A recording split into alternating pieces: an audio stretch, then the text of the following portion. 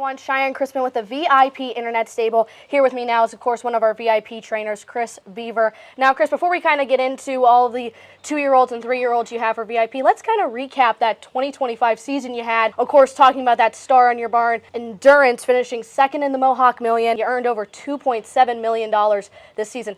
Pretty good 2025, I gotta say. Yeah, it was good. You know, we've been right around there the last 4 or 5 years, and 2.7 to 3 million range. So we did about as good as we usually do, other than having a horse like Endurance is special. Oh, absolutely, and getting to be on that Grand Circuit stage, it's got to mean a lot to you. Oh yeah, he was a cheap yearling. We purchased him for $14,000. You never imagine that you have a legit Hambo contender, you know, when you buy one like that, but that's what we hope for. Absolutely. Now we're going to start off with our 2-year-olds for VIP. It's going to kick off with Rose Run Chaos. This is a Triumphant Caviar, a trotting colt, purchased for $20,000 at the Ohio Select Sale. The shares on this guy, though, are sold out. But tell me a little bit about him.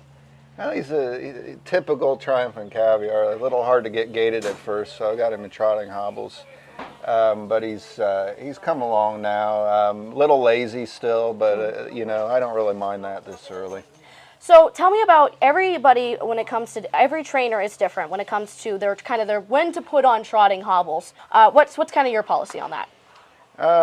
It isn't the first time they make a break, but if I think if a horse is acting like they need the confidence, that's when I put them on. You know, it helps a horse that's making breaks for no good reason. So moving on to the next one you have here for us, which is Secret Temptation. This is a muscle mass trotting filly, purchased for $10,000 at the Lexington sale.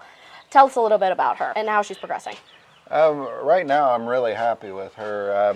You know, she acts like she could be one of those diamonds that, you know, you don't know. It's too early, but she moves really good, and she's got a good attitude. So, you know, I don't see anything holding her back right now. Where are you at with her and with Rose Run Chaos? They've both been around 230. Moving on to our next VIP horse here. This is Tom's Girlfriend. This is a Long Tom, a trotting filly, also purchased at the Ohio Select Sale for $32,000. Tell us a little bit about this filly. She's super good gaited, quick right now. Every once in a while she'll make a break, you know, you know, more like just losing her attention span or whatever. But she's been in 30 as well. And when she's got her mind on things, she does it really easy. When you're dealing with a filly like her, who's kind of like, you know, they do their job, but in some instances they're not really paying attention, as you've said. What kind of pieces of equipment do you add? Well, if it was something that continued, you know, I'd definitely be putting the trotting hobbles on her.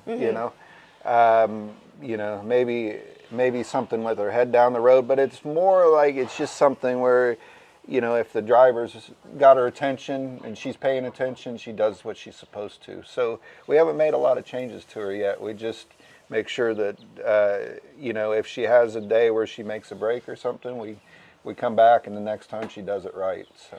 All right, so we're going to move on now to our 3-year-olds that we have. We're going to start off with Legal Tender. Now, she's not here. She is in Ohio. How's she doing? And talk to us about her 2-year-old season. Okay, so I was just up there yesterday training her, and she trained in 23 on my farm track, and it wasn't real good yesterday. It was, you know, I'd give her 4 or 5 seconds, you know, so she's really not too far off, you know, to be where she is right now. You know, I could see her qualifying in a month to 6 weeks. Her 2-year-old season, I think she got sore, you know. Yeah. You talked to us a little bit last year. You were talking about she had a little bit of issues with her growth plates, correct? Yeah, she did. They really bothered her early on, and then she came out of it. You know, she did make it to the races, but it was an uphill battle with her last year. And it's about, and obviously, as we all know, it is about keeping the horse happy and keeping the horse healthy and sound. So so you guys shut her down early, and now she's coming back very strong. Yeah, I'm happy with how she's coming back. You know, I'm not staking her to the Hambletonian or anything like that, but yeah. She's training back good so far. Going to move on to the next one here, which is Max the Mighty, who is here. Trained yesterday, you said. Tell me how this guy is progressing, and we'll talk a little bit more about his 2-year-old year as well. Yeah, he's coming back good. He seems to have no bad effects from last year.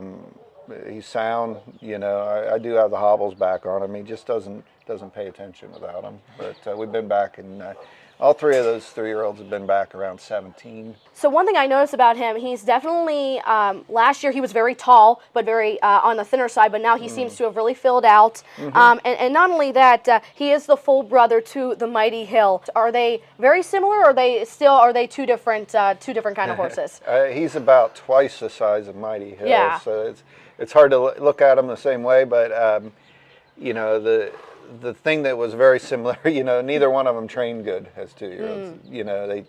The whole time it was a battle getting them there, but they both turned into good 2-year-olds. So that's the most similar thing. And they, of course, wear hobbles. They wear weight up front. They're just not great gaited horses, but they do it.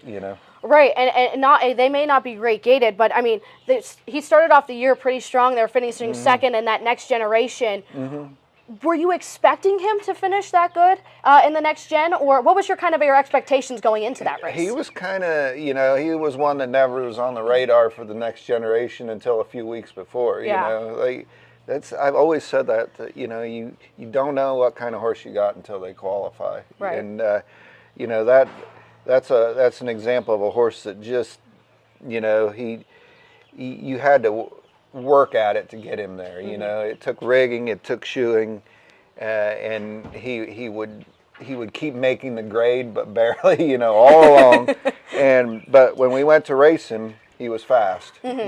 So we don't really test that when we're training them down. Because Right. you want to take care of the horse. You don't want to injure him in a training mile. Right. But some horses are just good when the time comes. Right, absolutely. Now, I noticed that, of course, with Max the Mighty as well, Aaron Merriman was the main pilot, as well as Andrew McCarthy, correct? And he ended up finishing third in that Ohio Sire Stakes final. Kind of talk to me what was their impressions on Max? He just, he was awkward. Yeah. You had to set the bit in his mouth and kind of keep the same speed with him through the turns. He's had some mistakes in the turns, and it's just trying to scale him back a little too much, trying to rate him out when really he just needed to hit a speed and keep going through the turns. Trying to find that balance essentially between not rating, but also letting him go the speed that he's comfortable with. Right. So we're going to move on to the next one here, which is Range the Wish. You were very high on this filly last year. You highlighted her, I believe, in Freshman Focus with the OHHA, but you also featured her in HRU. You made it over 64,000 last year, and she ended up being fourth in her next generation. Kind of walk us through her 2-year-old year and how she's doing now. Well, one thing we found, it's another case you don't know what you have till you get there, but she was pretty much flawless all the way training down. Never did anything wrong. And then we found that, at high speed, she just wasn't completely smooth through the turns. And when I added the hobbles, it helped a lot. But, she just, while she's a good horse, she tries. She can't really roll through the turns like, Okay. And I think she loses a little bit there, So how's she training down now, and how she has she gotten better about the turns? I think it'll still be with her, but those horses grow stronger as Right, 3-year-olds. of course. And she's training well, but I do have her back in hobbles, because when I'm training my 3-year-olds, we're practicing speed a lot more, Right. and we're rolling them off the last turn, and she was showing me that she needed them still. So. And they usually do. I mean, most horses do not change that much from 2 to 3. We're going to move on to our final 3-year-old for VIP, and that is Waterslide. This was another one you were kind of high on as you featured him in 2s in training. He did have some soundness issues there towards the end of the year. It was a bruise in the foot, correct? Yeah, bruised coffin bone. And, that's really what we were fighting at the end of the year there. I think he probably would have doubled his earnings last year if not for that, So, yeah, I think he's a nice horse, and he's coming back like a nice horse. Doesn't seem to have any anything left over from that injury at the end of last year. That is all we have for you. Thank you guys so much for watching. We hope to see you guys at a racetrack real soon.